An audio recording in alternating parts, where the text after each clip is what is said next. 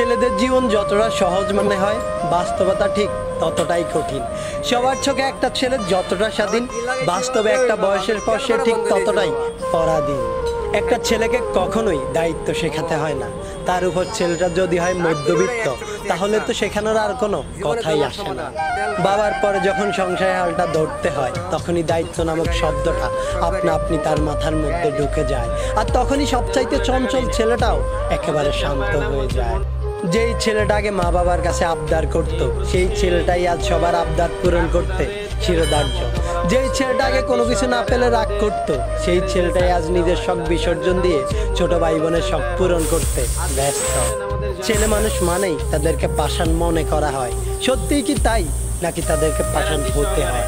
সত্যি বলতে ছেলে মানেই পাষাণ নয়, কষ্ট ছেলেদেরও হয়। একটা মেয়ে চাইলে কান্না করে তার মনের কষ্টগুলো সবাইকে বলতে পারে,